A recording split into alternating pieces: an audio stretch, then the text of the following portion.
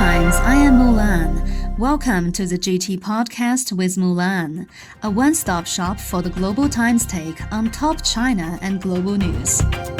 On today's podcast, in a major breakthrough for peace in the Middle East, Saudi Arabia and Iran have agreed to resume diplomatic ties with China's mediation, marking a victory for dialogue. Speculation is mounting over who is responsible for the recent bombings of the Nord Stream pipelines. Former CIA analysts suggest that Washington may have had a hand in the attacks. The fragility of the U.S. banking system is in the spotlight as concerns arise over a possible meltdown. What are the risks for the global economy and how can they be addressed? In a special investigative report, GT examines how U.S. vulture funds are causing financial crisis around the world. Finally, there is cause for celebration as Michelle Yeoh's long overdue win at the Oscars is hailed as a victory for the Asian community. Representatives from Saudi Arabia and Iran held talks in Beijing from March the 6th to the 10th and reached a landmark deal to resume diplomatic relations. After years of hostility, the two countries agreed to reopen their embassies and diplomatic missions within 2 months, hold talks on exchanging ambassadors, and explore ways to improve bilateral ties. The two countries have been long-time rivals in the Middle East. In 2016, Saudi Arabia cut diplomatic ties with Iran, following attacks on its diplomatic missions in Iran after the execution of a Shiite cleric.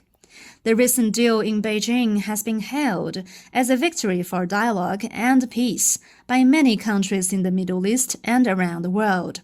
UN Secretary-General Antonio Guterres welcomed the deal and praised China, Oman, and Iraq for promoting the talks.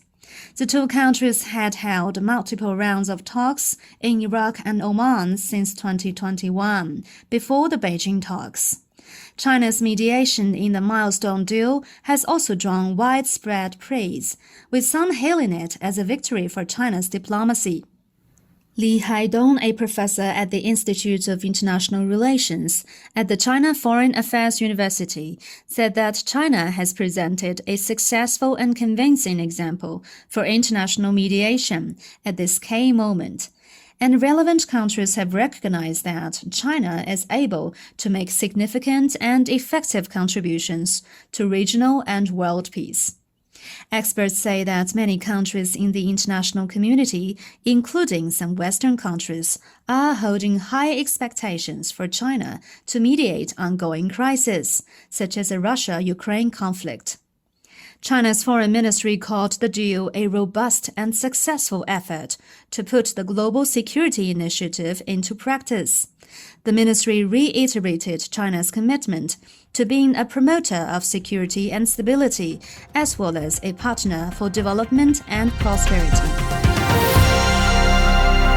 While China is promoting peace and development around the world, recent reports suggest that the U.S. may be instigating geopolitical crisis in various parts of the world. Last month, U.S. investigative journalist Seymour Hersh alleged that the U.S. was behind the Nord Stream pipeline explosion, a serious attack on Europe's critical infrastructure. After remained virtually silent for weeks, Washington sought to change the narrative by telling the New York Times that a pro-Ukrainian group carried out the attack. However, their narrative has been met with skepticism. In an interview with the Global Times, former CIA analyst Raymond McGovern said, "It's physically impossible for the incident to have occurred the way CIA and other intelligence officials are suggesting."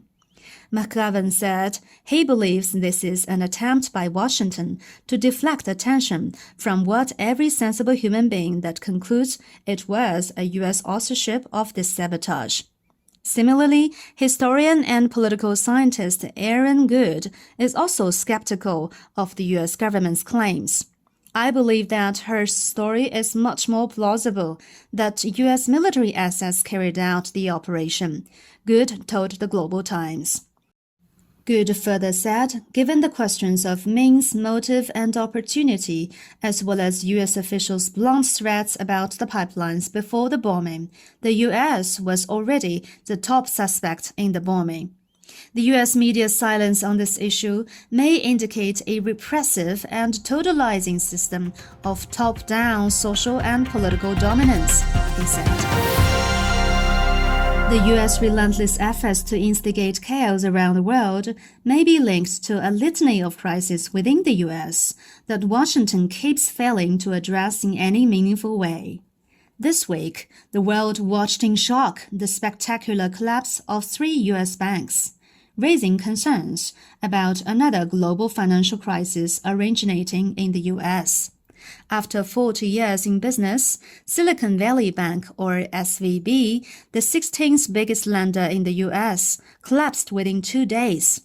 2 days later, while many were still reeling from the potential Lehman moment that triggered the 2008 global financial crisis, Signature Bank, the 29th biggest lender, also failed. Silvergate, another regional lender, also failed.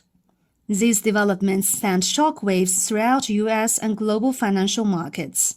The White House scrambled to spend billions of dollars securing deposits and reassure the world that the U.S. banking system was safe, but that did little to calm the situation.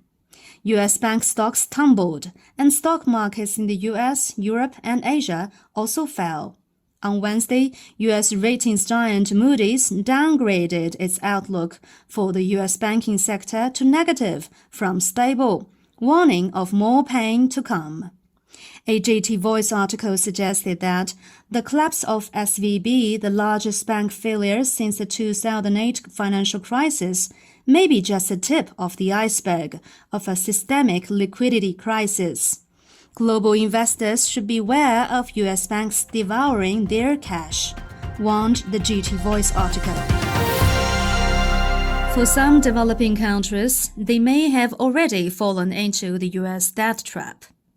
A JT investigation found that while the U.S.-led West is busy pointing fingers at China over so-called debt trap, U.S. financial institutions, along with the interest groups behind them, are the primary culprits behind many economic losses and financial crises worldwide, which had even pushed some countries and regions into recession.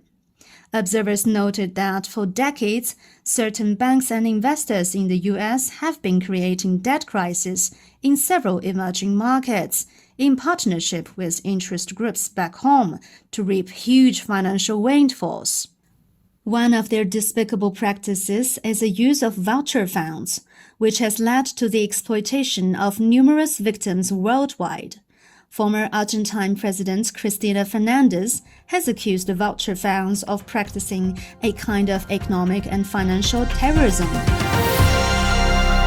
A long overdue victory for the Asian community was celebrated at the 95th Academy Awards when Michelle Yeoh became the first woman of Asian descent to win the Best Actress award.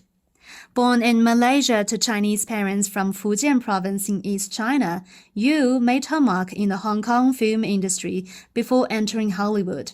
Her Oscar win has sparked pride across Asian countries, including Malaysia and China. Yeoh has been breaking industry barriers and fighting against the marginalization and stereotyping of the Asian community in Hollywood for years, making her win even more significant. Yeoh's win was for her outstanding performance in the film Everything Everywhere All at Once. In addition, Ke Huy Quan, a U.S. actor born in Vietnam to parents of Chinese descent, also won an Oscar for his role in the same film. That's all for this edition of the GT Podcast with Mulan. Make sure to follow the Global Times on Twitter and Facebook to stay tuned. You can also check out our podcast, articles, and much more on our website at globaltimes.cn. Thank you.